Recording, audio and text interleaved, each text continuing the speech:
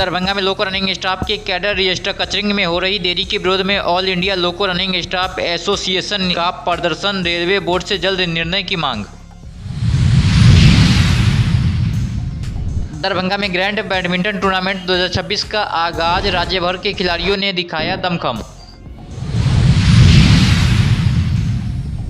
12 सितंबर को लगेगी राष्ट्रीय लोक अदालत। इन मामलों का होगा समझौते से निपटारा। बहादुरपुर में गूंजा भारत माता की जय। हर घर तिरंगा अभियान के तहत निकली भव्य यात्रा। दरभंगा में सांप का कहर। महिला की मौत के बाद परिवार में मचा कोहराम। दरभंगा में 241 करोड़ की बड़ी सौगात। रामनगर और बेनीपुर ITI बनेंगे विश्व स्तरीय। युवाओं को मिलेगा रोजगार का नया रास्ता। दरभंगा में लग्जरी और शानदार मेहमान नवाजी का नया पता। होटल मीना ऑरमिन, Laheria Sarai, Darbhanga. 20 centrally air condition luxury rooms, शानदार बैंक्वेट और कॉन्फ्रेंस हॉल। शादी, रिसेप्शन, हल्दी, मेहंदी, बर्थडे या कॉर्पोरेट मीटिंग, हर इवेंट के लिए परफेक्ट जगह। Multi cuisine fine dine restaurant के स्वाद के साथ। आज ही बुक करें। होटल मीना ऑरमिन, लहेरिया सराय, दरभंगा।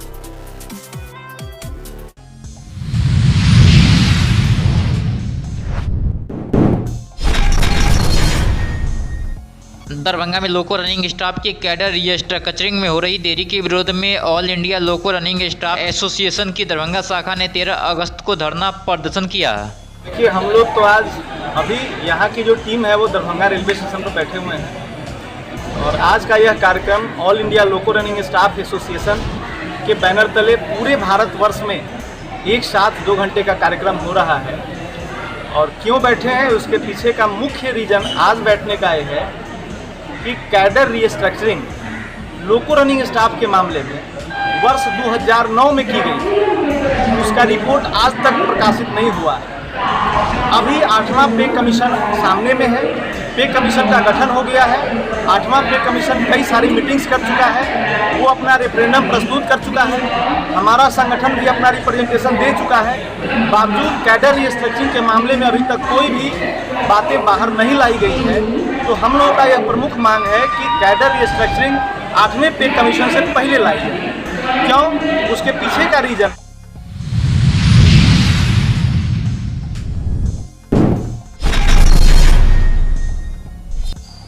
दरभंगा के लहरियासराय स्थित indoor stadium JCL Darbhanga mid से state level grand badminton tournament 2026 का भव्य शुभारंभ हुआ है। 4 दिवसीय यह प्रतियोगिता 13 से 16 अगस्त तक चलेगी, जिसमें विभिन्न आयु वर्गों के खिलाड़ी हिस्सा ले रहे हैं।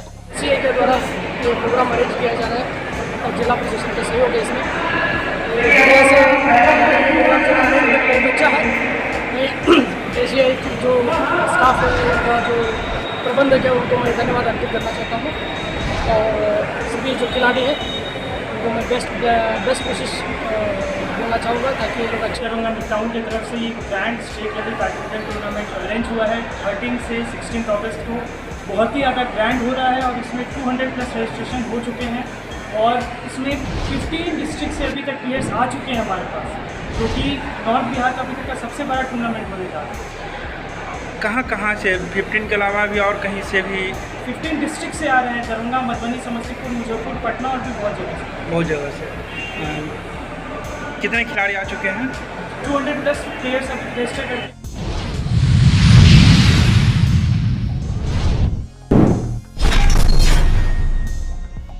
दरभंगा में आगामी 12 सितंबर को राष्ट्रीय लोक अदालत का आयोजन किया जाएगा। इसकी तैयारी को लेकर प्रधान जिला एवं सत्र न्यायाधीश सह अध्यक्ष जिला विधिक सेवा प्राधिकार अजय कुमार शर्मा ने न्यायिक मजिस्ट्रेटों के साथ बैठक कर जरूरी दिशा निर्देश दिए। उन्होंने सुलह समझौते योग्य लंबित मामलों की पहचान कर पक्षकारों को नोटिस जारी करने को कहा। लोक अदालत में विद्युत विभाग, आपराधिक मामले, चेक बाउंस, माप तौल, वन विभाग और श्रम विभाग से जुड़े मामलों को भी प्राथमिकता से चिन्हित किया जाएगा। संबंधित विभागों के अधिकारियों की मदद से प्री काउंसलिंग के जरिए अधिक से अधिक मामलों का निष्पादन कराने का निर्देश दिया गया।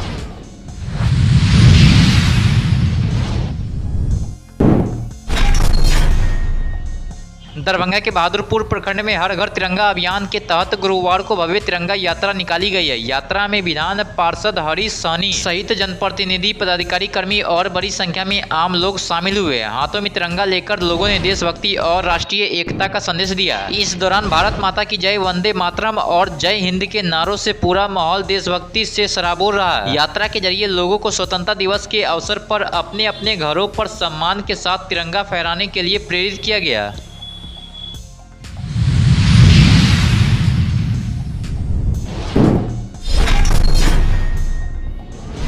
दरभंगा के सिंहवाड़ा में सर्पदंश की एक दुखद घटना सामने आई है। बिजली कटने के दौरान कमरे में सो रही 45 वर्षीय मुन्नी देवी को सांप ने काट लिया। घटना नगर पंचायत के भरवाड़ा के वार्ड नंबर 9 की है। बताया जा रहा है कि बुधवार दोपहर करीब 2:30 बजे मुन्नी देवी अपने बेटे के साथ कमरे में सो रही थी। इसी दौरान बिजली चली गई और कुछ देर बाद उन्हें सांप के डसने का एहसास हुआ। बेटे ने पास में सांप को देखा तो शोर मचाया। परिजनों ने इलाज की कोशिश की, लेकिन हालात बिगड़ने पर उन्हें मुजफ्फरपुर ले जाया जा रहा था। रास्ते में ही उनकी मौत हो गई है। वहीं इससे पहले सकतपुर इलाके में भी 13 वर्षीय किशोर की भी मौत सर्पदंश से हुई थी और उसके छोटे भाई को भी सांप ने डस लिया था। लगातार हुई इन घटनाओं से परिवार और इलाके में शोक का माहौल है।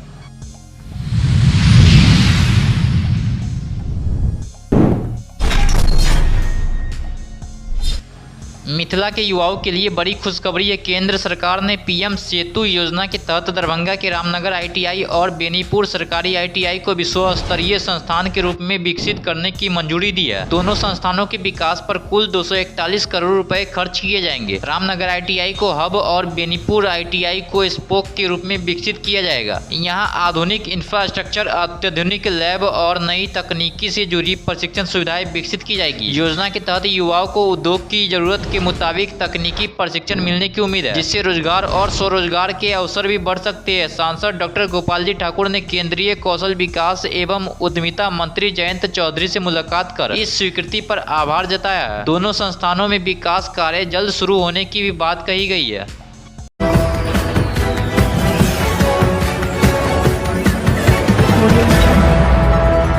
बिहार का विकास पंचायतों से और पंचायत का विकास आपका विकास।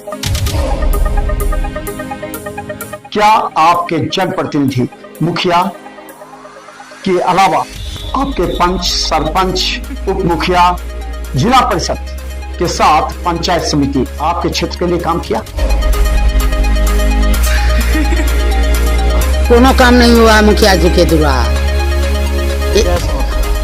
समस्या यही कि रोड नहीं बन रहा है, ना हम लोग के घर दीवार दिया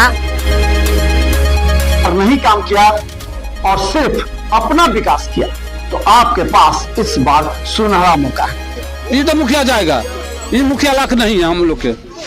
उखाड़ फेंके ऐसे जनप्रतिनिधि को, वरना आगे 5 साल फिर आप पछताएंगे, क्योंकि सरकार बार बार योजनाएं आपको नहीं देगी और जब योजना देती है तो आप ऐसे तत्वों से दूर रहें जो आपको बहलाएंगे, फुसलाएंगे और फिर आपको वोट देने के लिए प्रेरित करेंगे, क्योंकि वो तत्व उसके एजेंट होते हैं। देखते रहिए बिहार मिथिला न्यूज़, क्योंकि अब हमारी टीम पंचायतों में जाकर सच्ची और सटीक खबरें लाएंगी। अभी सब्सक्राइब और फॉलो कीजिए स्थानीय समस्याओं से जुड़े मुद्दे के लिए।